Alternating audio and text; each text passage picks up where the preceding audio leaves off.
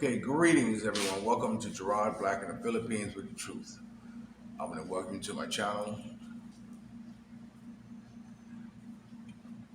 all my subscribers, all my peaches, triggers, lovers, haters, commenters, each and every one of you. I welcome you to my channel and my scallywags. The reason I pause because um, the family starts coming around and sit by my feet, so I was watching to make sure that they don't knock over the stand.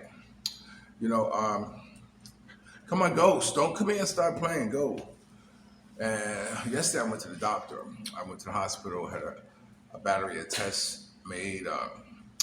Yeah, it's just another example of my being lost if I'm not uh, held by the hand and walk to where it is that I have to go. It was so funny. They gave me a um, whole series of tests. A place I had to go and get examined and all that stuff. And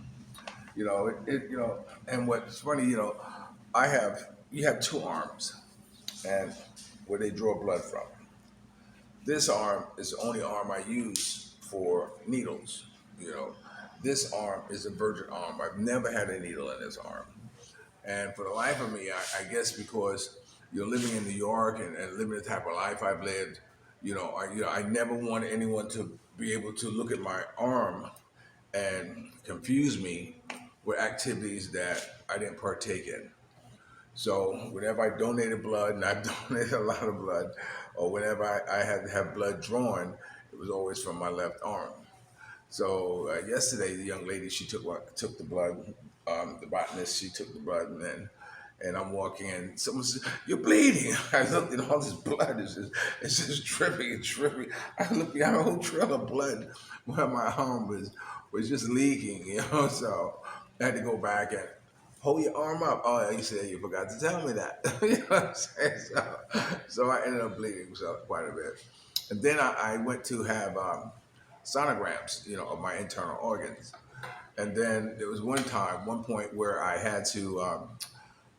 It was at 2 o'clock. They told me to fast for 6 hours before the exam, which I did. I said drink plenty of water, which I did. You know, so it was maybe about I don't know, maybe about a half hour or something like this. I had to go to the bathroom. So I went to the bathroom, and so they're doing my kidneys. You know, and so she says, "You have your kidneys has to be full." I said, "Full? What do you mean full? Oh, it has to have liquid in it." I said, "Well, I went to bed." She said, "No, you weren't supposed to go to bed." I said, "Well, you never told me." You never told me not to go to the bathroom before I came in for the exam. So as a result, my kidneys was full, and it was hard for them to be able to, take an accurate sonogram of my kidney. So which meant I had to sit outside and drink 2 liters of water, drinking it down like that. And I explained to them, look, when I have to go to the bathroom, I don't have to go now. I have to go right now. That's just how I've always been for the longest time. And so what happens that you know, finally, I guess they would get ready to close time to go home. But it's okay, come in. So I came in, and so now when I stand up, now I got to go to the bathroom.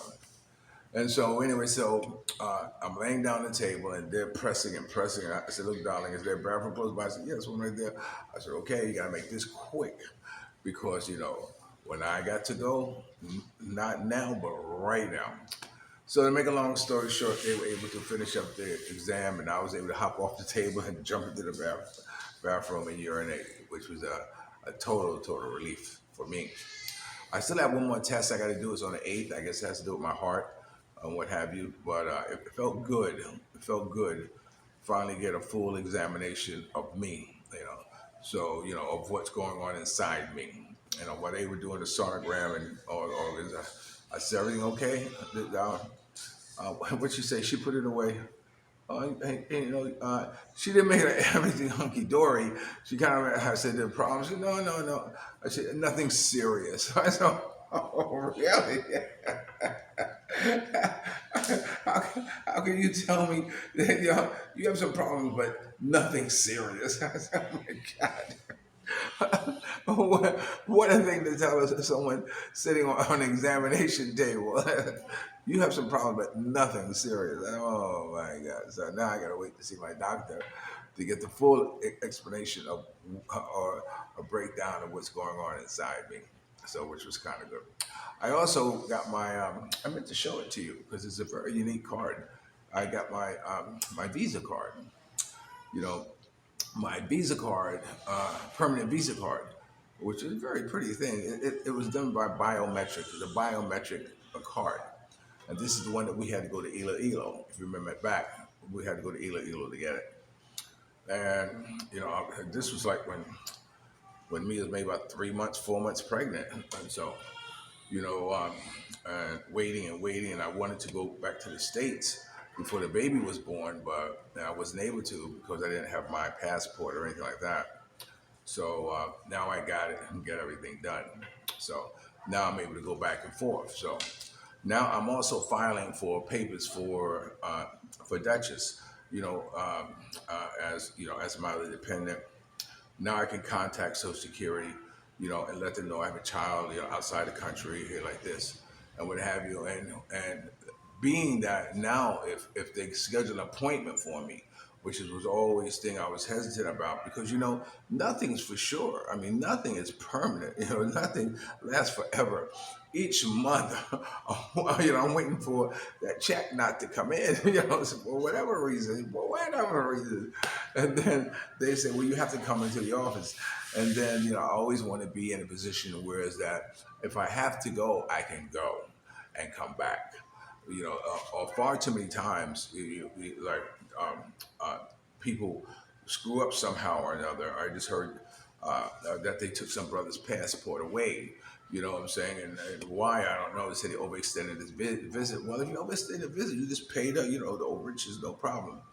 But and the other guy who I know who I know a number of guys who can't leave the Philippines. Can't leave the Philippines for it could be lack of money or just lack of desire wanting to go back to the United States. But when it comes to that money and it starts affecting that money, well then you definitely want to be able to go back and to handle your business. And this is what a lot happens is that and I want to be able to make that jump if I have to go back to the states to handle whatever business I need to handle. So today I called Social Security and service for Social Security and say, here I is, those type of things, but then if by any by if any reason states that I have to shoot back, then I can. And besides, I've already got it in my mind when Duchess gets about 3, 4, Lord willing, and I'm still here, God willing. I want to fly her back to the United States. So after I get this done, I'm going to handle her passport and make sure she gets a passport. So this way she's able to go and come too as well. And I have no problem flying with her. I think I told you once before with Janelle when she was very young. Her and I flew from the East Coast to the West Coast, and it was good. It's not a problem. Handling children is is one of my fortes. But anyway, so I'm grateful to get that done and start the process for moving on as far as taking care of my business, what I need to take care of for Mia and Duchess, which is very important to me. I was talking to someone yesterday, and uh, they just bought a house. I said, "Oh, really?" They rented the land. They didn't buy the land. They rented the land. They paid the land for. Sheba, Celestina, what are you doing? She's digging in one of Mia's plants. All that dirt out there, Celestina. All that dirt out there, and you gonna come in here and dig in Mia's plants. You got your nerve. Go outside. Get outside. Oh, yes. So anyway, so she's renting the land. I don't know how big it is, and she's paying $500 a month for uh, a rental of the land. And she bought a house. She bought a house for $50,000. pesos. Now, 50,000 pesos is like, get my math right, it's like $1,000. 100,000 pesos. Yeah, 50,000 pesos. $1,000. She bought a two-bedroom house, and she has it on the side. I am scared to look at the house. I said, "Do you have any pictures of it?" But she said it's just for her and her son. So which is, that's all you need. That's great. But just to think that you can buy a house here for 1,000 pesos, and I don't know if the house was probably on the land, and she bought it. So I was happy for her that she bought her a house. She asked me about my planning on buying a house. So why don't I buy a house? And I know some of you, I told you before that I had first said that after me and I have been married for 2 years, then I would look into the possibility of buying a house. Or she has a child. So of course, now that she has a child, then now I'm looking at or starting to think about, wanting to provide a home for them, forever. I hope it be a generational home for Duchess. Duchess, me, and the boys. So that they always have some place to live. It's something that belongs to them. You know, it's just like when I was with Diana and my two daughters. When we separated. I was renting this house, and it came up for sale. By this time, her and I had separated, and she had asked me if I could give her the money for the down payment of the house. So I said, well, sure. Why wouldn't I want her to buy the house that my kids have grown up in? That they have known, the neighborhood they were in. So of course, it was like a $2,500 down payment that she needed. I flew back to New York. I put the touch on my dad. And I got the money and came back and put it down on the house. And so as a result, she was able to buy that house. And which was good for them. What kind of value or how many mortgages or whatever it is that she did. With I don't know, but I know that she was able to buy the house. Diana was another one who definitely couldn't handle money. And it was unfortunate because like she was an artist and she would set a budget for a project and always would go over it. She overextended herself, and sometimes it was just frustrating, to see that. But you know, whatever happened to the house, I don't know. So anyway, so that's where I'm at right now.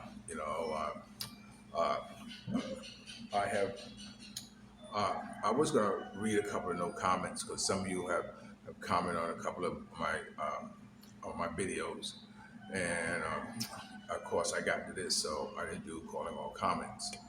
But I'm going to take this little time out here to really thank those of you who have been watching my videos.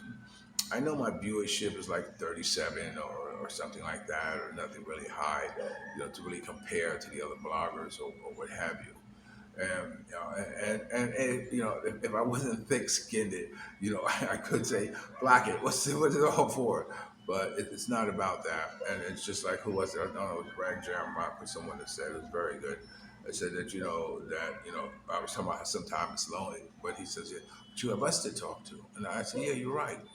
I have you out there to talk to. The few of you who are out there who are watching me, who are listening to me, who follow me, I really, really deeply appreciate it, And so, one of my viewers sent me the formula for being able to increase my viewership, and I just got to take the time to sit down and do it. I told them yesterday I'm working on it Sunday, but I didn't do it. So there are a few things that I really need to find the discipline in myself to be able to do and to make happen. To really, push, to really strive, become tunnel vision on on on making something and making it happen. Doing things getting the most out of whatever it is that I can get the most of to ensure the success of my channel and you know anyway. This Sunday is Sunday morning classics, where I had history of jazz part two went over very very well. I'm getting uh, very pleased in myself being able to stick and do with that and doing it with something that that I love a lot, which is music. And it's something like I often think that I need to do is contact YouTube and ask YouTube, how can I play music and get monetized? Because I know there's a lot of videos out there that play music or play other videos and still, monetize.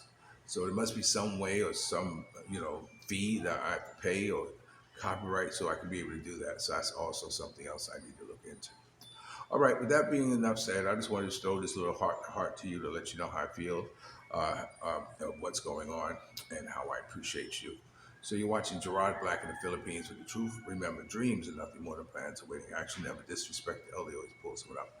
And sometimes you're the only one to see your vision. And the best revenge of life is to live good. I'm living good today. Hope you are too.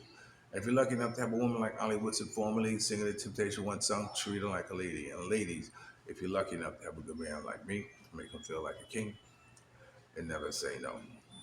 I have to say sometime watching Duchess nursing on me, I say, Duchess, move over.